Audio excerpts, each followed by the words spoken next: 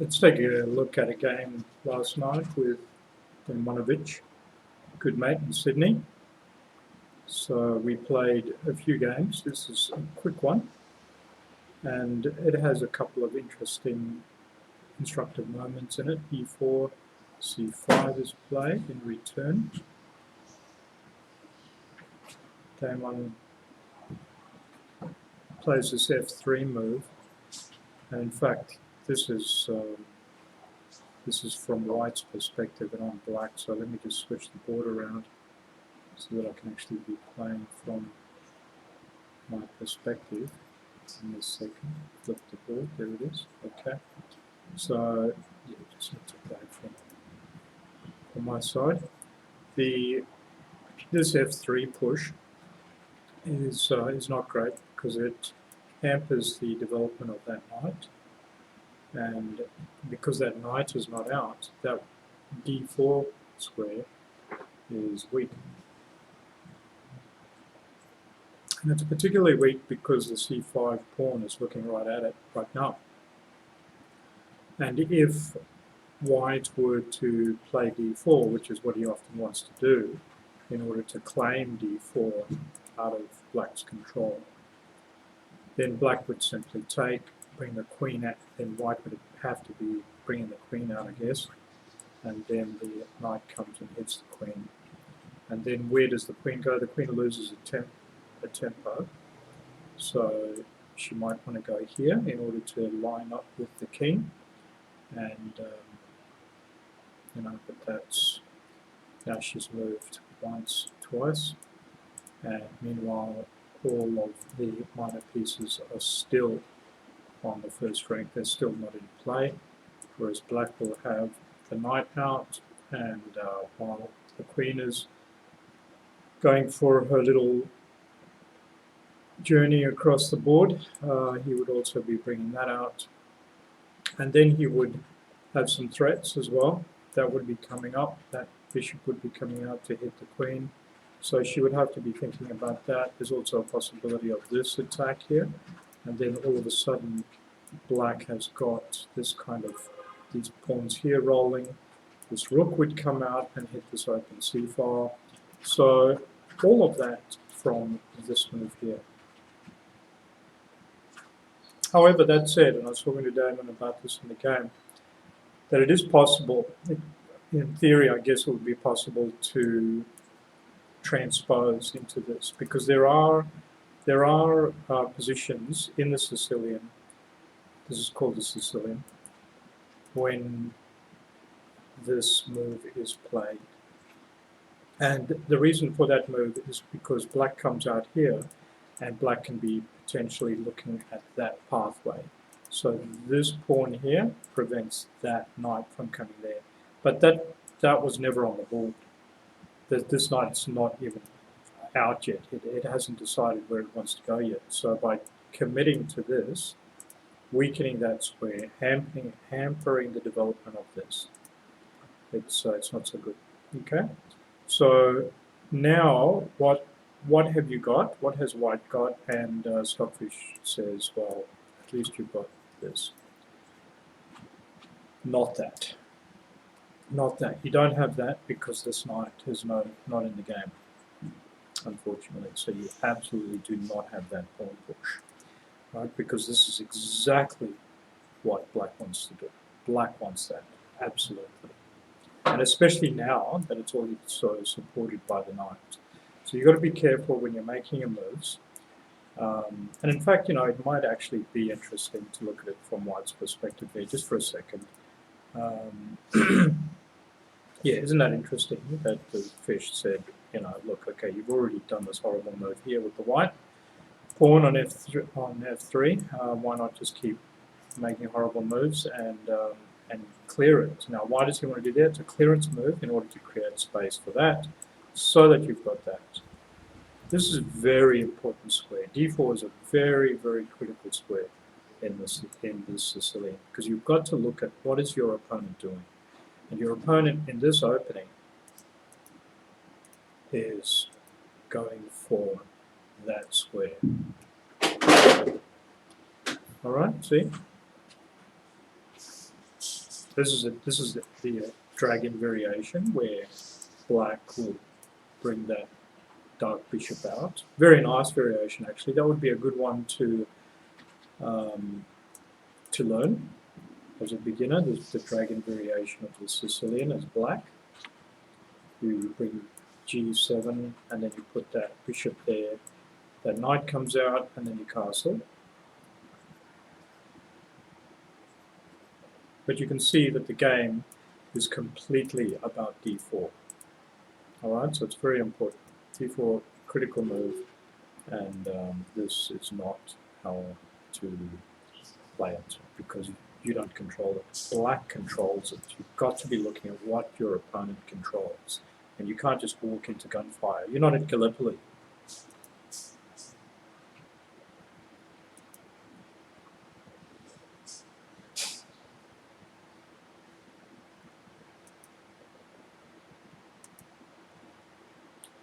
Look at that. So you've got to prepare your moves. You can't just come charging out. You've got to be thinking, what's going on inside the game? This pawn is, not looking so, he wants to stay there for now, but he also wants to get mobile. Whenever you've got a pawn on an open file like this, he is going to want to move at some point and create mayhem. He won't do it yet. He's going to just stabilize for now, get his other pieces out, and then certainly he's going to be looking to push that pawn. So you want to blockade it. That's what he's saying. Blockade it, and then keep your pieces compact. Keep them connected. Keep them compact. So as soon as you go out there, there's nothing behind it. He's all out on his own. He's running straight into the Turkish guns, and he's just going to get blazed and torn to pieces. All right, and that's on the board right away. Right, did I see that? No, I didn't see that at the time. Okay. Normally I would have seen that. But yeah, I'm not sure if you want to do that trade as well. Bishop versus knight. So you've got to look at what's the knight doing. He's protecting that, I guess. He hasn't got any threats. He's not threatening anything. Like if he was to go there, he's not really doing anything dangerous. There's nothing else behind that. See, that pawn there is not weak at all, because there's nothing that's attacking it. Not yet anyway, like that would have to come up behind and then maybe there, but it's going to take time. So the knight's activity is not that threatening. It's not that much of an active knight. Whereas the bishop, this bishop, look at the activity that bishop has got. It's constraining the development of the knight. It's stopping that pawn from thinking about moving. And if that pawn doesn't move, then this bishop doesn't come out anywhere. It's not going to go there for sure because it's stuck. So he's going to have to. How's it? Black doesn't want to do this because then he's going to be caught in a pin. And then I'm not sure what white can do right away, but you would have to. You would at least want to wait until black threatened the bishop before thinking about taking the knight. Would you back off? You would back off, I think, because then if black were to come forward again, then it puts that bishop right there on that open diagonal. So the bishop has got a lot of potential. He's got a lot of potential. And that's how you measure the value of your pieces. How much activity has it got? How much potential has it got? What can it do in the future? And in its future, it could be bright. Right? It's got a lot of power, so you do not want to trade it for a piece that's not got a lot of functionality except for a defensive thing like that. And you would only do that if this was being under attack, and it's not. So how would you even get that pawn under attack? I'm not sure. Because of this, you see, this is a problem. This is a huge problem in white's position. This would have to move forward in order to attack that. Then this would have to come out, so that's two moves at least. Then this thing is still defending it, so you might want to take that. He would open, and then you could bring the knight into the game. But you see, that's kind of all far-fetched, and it's only for a pawn. well, it's, you know, the e5 pawn, but it's not really worth it, okay? So doing it now is just not the right time. And by the way, because we played a game just before this where this happened as well with black, it was a different setup. And now you've got the choice of either capturing with the D pawn or with the B pawn. So which one do you choose? Now, general chess principles state that we should capture towards the center. So whenever you've got these captures, you go towards the center. And the idea is that you maintain control. You always want to try and control these squares here so that your opponent can't put his pieces on those squares. That's the idea, right? You want to control these central squares so that your opponent can't put his pieces there. See, right now, I could put a piece there because black's got a control on that square. So if I had a knight there, for example, then I could be thinking about bringing it over there, and then you would have to trade off your very good dark bishop. Then I would bring that pawn over there. Now you've got a pawn in your throat. Queen's coming up behind it very shortly after that, and then you've got this. Then you've got a checkmate there. You see, so you don't want your enemy, you don't want your opponent to have his pieces on these central squares. That's the sweet center. This is the broader center here. Okay, so you want to be controlling these squares. So when you capture, you generally want to capture towards the center. But in this case, you've got a situation where the bishop is still hidden behind there, and the queen is also limited in her mobility as well. Right? She's only got this. And not there, maybe here, but that's not good because that's coming. So she doesn't have anything on this over here, okay? She might have something there or there or there. Not so much here because then that's blockading that. You generally don't want to put your pieces in front of your pawns. You want to keep your pawns able to be mobile. Right, he's changing his mind. Notice that as we give Stockfish a bit more time, he's changing his mind and saying, yeah, that is the better way. No, see, he's flicking. He can't decide, but certainly this is the better way. This is more characteristic of this position because what it does is it opens up both of these things there. Right? It opens up lines of activity for both of these pieces, which are extremely important at this point in the game. So that's why you always capture back with the D pawn. And you're undoubling the pawns. Okay, so before those pawns were doubled, which is not good. It makes this backward pawn weak and isolated. See that? It's got no pawns on either side. So this is a weakness in black's position. So you undo that weakness. So by capturing, white has actually helped black to undo his weakness. And now look at black's position. It's beautiful. Beautiful structure there. So you mustn't let, the idea in the game is to not let your opponent have such beautiful structures. Now this is all open. You're not going to be able to castle. This is open, which means I can push at some point as soon as I protect that, as soon as I get something on that D3 square. Or I can just leave it there and control this and control that. Now this knight can't come out here. Right, the knight can only come out there now. And if it did that now, it would be blockading that bishop, blockading the rook. You see? So there's all these issues, all because of that, and now because of this. So bad moves. It's just bad moves. That's how chess is won. It's not by what you do. It's the mistakes that your opponent makes. Okay, and it's fine. Don't feel badly about any of this. It happens at every level. So it's just interesting and it's instructive all the time, and that's the beauty of the game. That's the beauty of it. Now let's see what's going on. He wants to bring that bishop out and put it there. Isn't that nice? That's a really good move. I go there instead because I'm controlling that.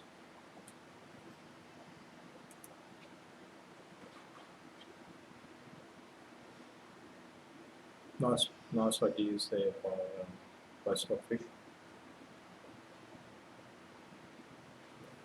He wants to go there now. I have no idea why. But for me, what I wanted to do was I was hoping that white would do that, because then I've got this. Now, unfortunately, I kind of forgot about this in the game, but that open H file is very useful, because then you've got that, and then you just erode your opponent's queen side. And you see I've got the pawn majority on the queen side already. So in the long term, in an endgame, my 4 pawns against those 2 pawns, because this guy would be gone, would certainly dominate. So that's how you play the long game. You think about, you know, as you improve, you don't fall for these little traps, you don't make these kinds of mistakes, and then you have to start thinking about, okay, the long game.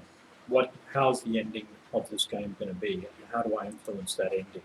So you want to have pawn majorities. You want to have more pawns on one side than on the other. So you want to start attacking. You know, that's where you have your plan. That's how a longer term plan works.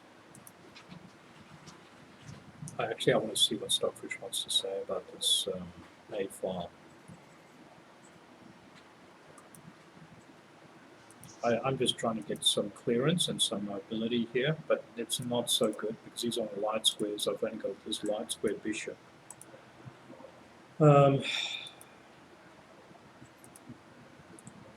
you see, I don't really want to put pawns on light squares when I've got a light square bishop. It makes that bishop bad, but it's okay. I've got an idea in mind. Easy decision. I just want to get my diagonal attackers, my strikers, on the same open lines. I want to put them in places where they're on open lines. And certainly when they're facing off the major pieces. So those are the major pieces. So wherever those pieces go, particularly the king and the queen, I want to put pieces on those lines. Okay, so if you can also imagine this rook sitting here looking at that queen. I mean, there's other pieces in the way, but those pieces, these pieces here, can clear out really quickly. You'd be surprised how fast pieces can disappear from lines, and then you're stuck. So now, from Black's perspective, very important to take a moment and look at what your opponent is doing. Okay, now why did he do that? You've always got to be asking, why did he do that? What is he doing? That's got to be your first question. Is he making a mistake? At this kind of lower than 1,000 rating level, the players at that level make many mistakes. Almost every move is a mistake. There'll be 1 out of 20 moves which is not a mistake. So as you become better, you make fewer mistakes until you get to, you know, I don't know, but maybe level 2,000, the rating of 2,000, and then you'll only make, you know, 1 mistake in a game or 2 mistakes. But it's those 2 mistakes up against another 2,000 player that'll cost you the game, and that's how winning is done. Okay, so whoever made the last mistake will lose. Generally, is the saying that goes. Now, where are we? What is he doing? Why did he do that? Oh, looky. He's looking at my king. Well, what should I do about that? So what do you think? What should you do about that? See, that's why he wanted to blockade that pawn with the bishop before. Remember, he wanted to put the bishop there. You've got to stop the mobility of that pawn. It's very dangerous.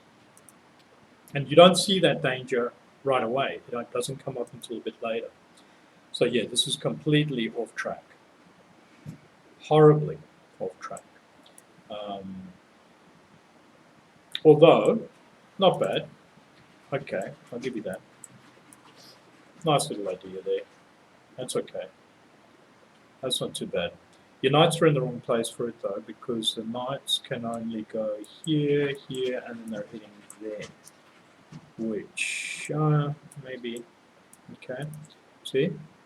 So your knight's going there to there. What did I want? there to there. Now you're stopping the king from moving there. And you're creating something there maybe for the queen. If the queen was here, then she's going to be able to hit there. If the king moves, then that's where it's protected by that knight. So that's how you can make the plans. You just look at, okay, where can my pieces go? Where's their potential? And then how do I coordinate them around that potential? There, there, and there. Check, hits that.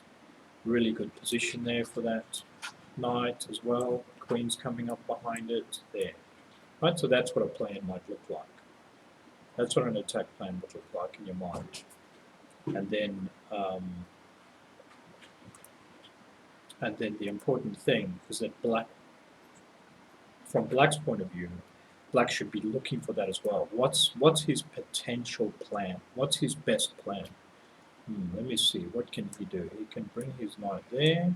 He can bring his knight kind of there. I could take it with the bishop, but then he'll have his pawn over there. If he takes, then he's got his rook there. See, so then he's got his rook over there. If that opens up, then he's going to have this knight coming in. And then where can that knight go? It can go there, there, and here. And look at that, I've got an empty hole.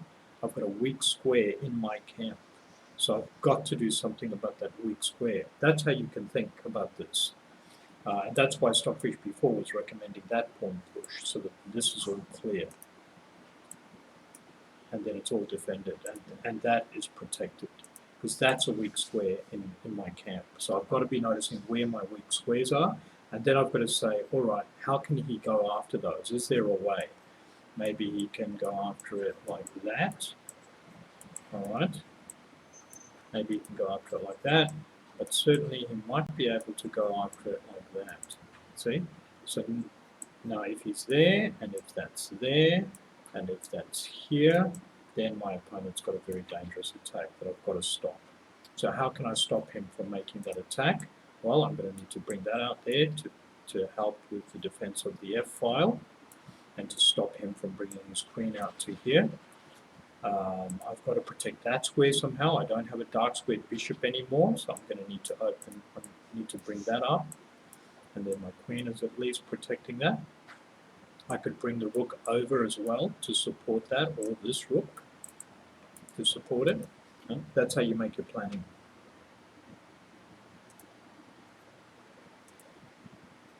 All right, back to the game. Yeah, and this was the point of recording this, okay? Check. Now that's a discovered check. It's a beautiful discovered check. It's called a discovered check. Check by discovery.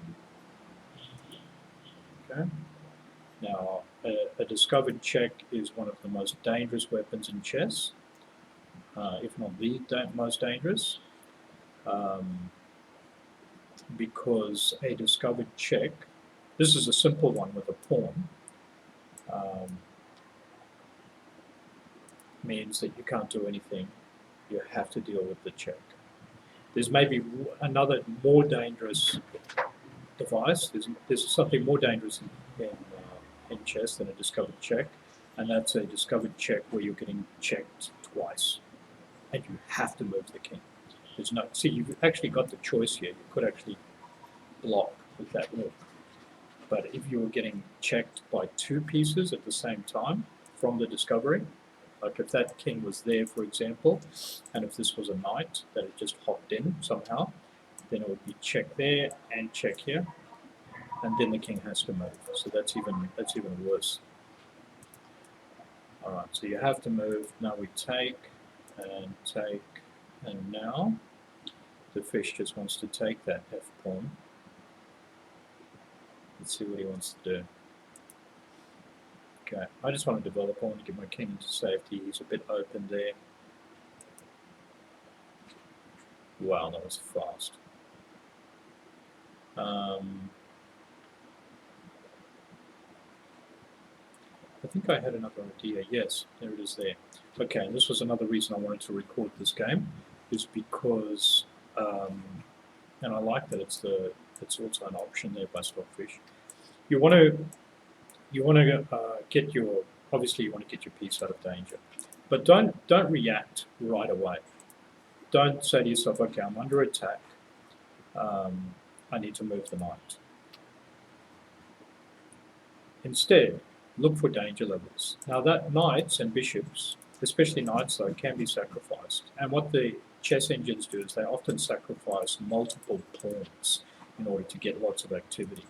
At the moment, that knight is playing a very interesting role. It's looking at that square, it's protecting, it's creating a platform or an outpost on that square. So who can go there? Who can go there? That's who. Right? Now the danger level faced by white is much greater than the danger level faced by black. So white has to deal with this before you can even think about taking that knight. And meanwhile, the knight is sitting on a lily pad, and I'm trying to think of a good analogy there. You can imagine action hero movies where the guy sort of jumps on something and it's burning underneath his feet and it's disappearing under his feet, but it's just enough time for him to leap onto the next thing, onto the next object. You've kind of got a situation like that here. And it's tempo.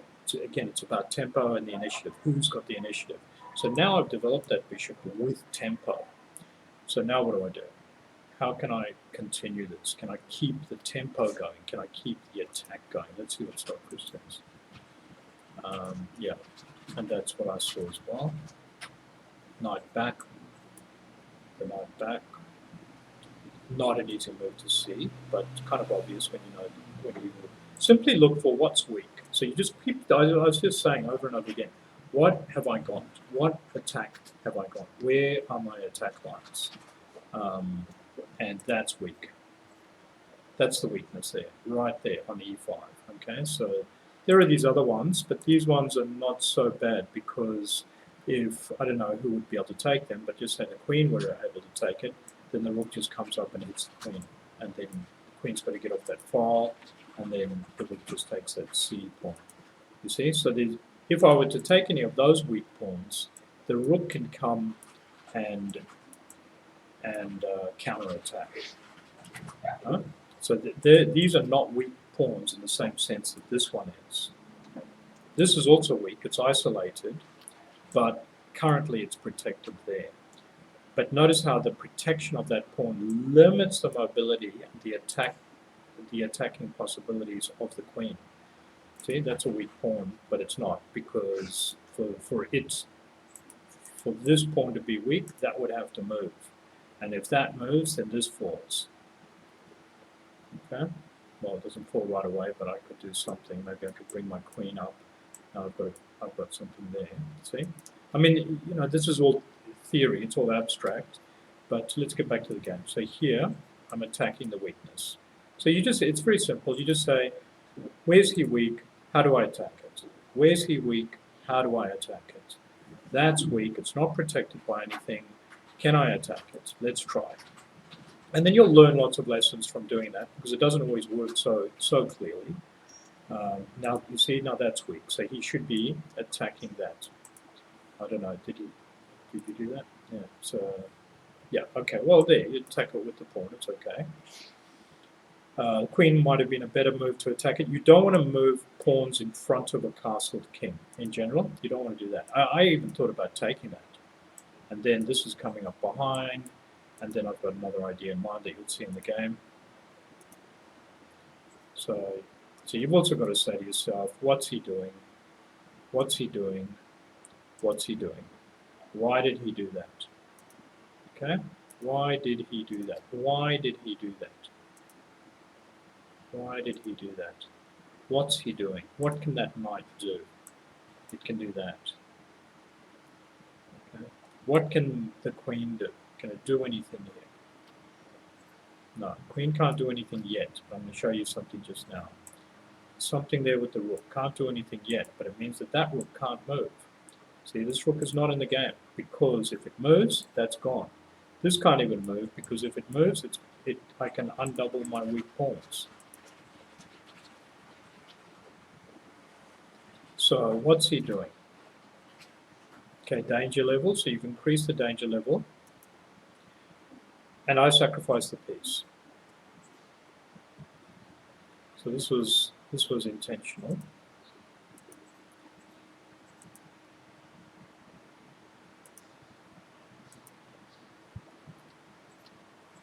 Do you like this move? It was a beautiful move. What should black play? Now, normally we would say, yes, okay, let's get my bishop into safety, it's under attack. But no, I want to keep the initiative. I want to keep my steam ball rolling. I'm willing to sacrifice that piece in order to get my attack going. Stockfish doesn't like it because there's something that I haven't done yet that he wants me to do, but I'm going to do it. But, and I wish I could do it right now, but anyway, I'll show you in a second. That if you've got to say to yourself, what does he want to do? He wants to do that. Okay, what does my opponent threaten him to do? He wants to do that. So, what happens if I let him do that? I can either stop him from doing that, or I can let him do it. If I let him do it, then he's going to have a pawn there, and that file's going to be open. That's good for me. That's a weak. There's two weaknesses.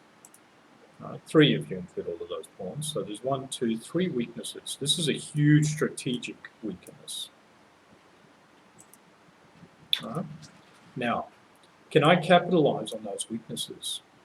If that pawn is here, can I make that weakness work in my favor? How? How can I make it work in my favor? Well, it would be nice if I had a knight there, because then the knight would be covering those two squares. What else would be nice? And you'll see that in just a second. So I let him take. Now I've got a knight there, and he's got an open h file. So now what do I want to do? Can you see it? Can you see what's coming? Nice little push there, central push. Not sure if it's all that strong though. It's up against an opened king, so maybe it's not too bad. Let's see what Stockfish said about that actually. Stockfish just simply wanted to come out there and get on that open diagonal and attack the weak knight. So that would have been the better play. Okay. Now he's looking at this rook lift. He wants to lift the rook. He wants to put the rook there, bring that rook over, have 2 rooks on that file, get this queen there, then you've got a rook-queen battery on the weak. F7 square.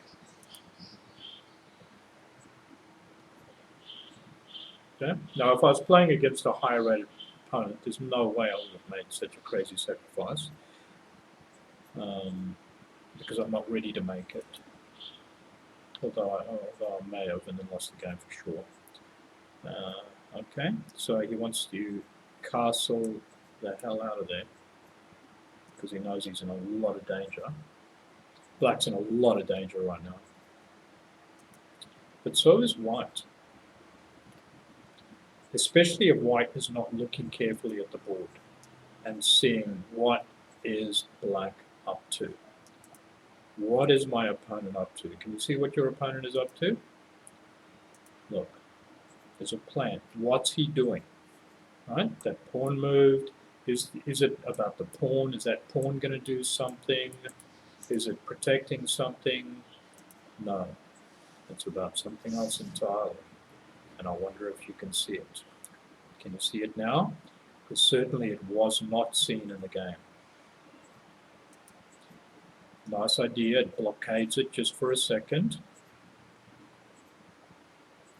Blockade is there. Man, he really wants to castle.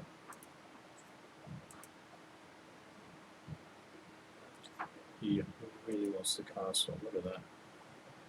Interesting. So I castled. Now we've got that. Do you remember that from a previous game analysis? This is a check, so the king has to deal with that. Certainly that is the better play, so just removing that. But remember what I was saying in the last analysis, that these pawns, if they're in front of your king, the enemy's pawns, they can act as a shield. And also remember, I don't want to give him any time. So I'm going to get out of there, and hopefully he won't see my attack. He's not looking at my attack. And this confused him.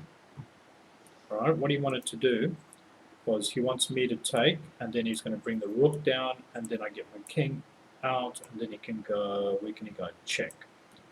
Right, then white suddenly got an attack going.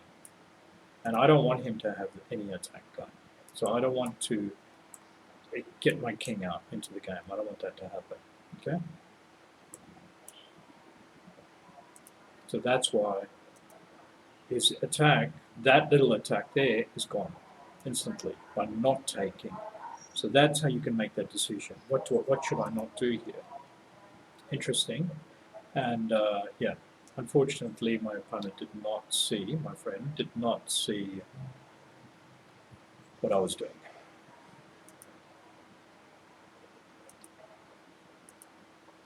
And suffered a mat. Thank you very much. That was a great game. Thanks, Domanovic.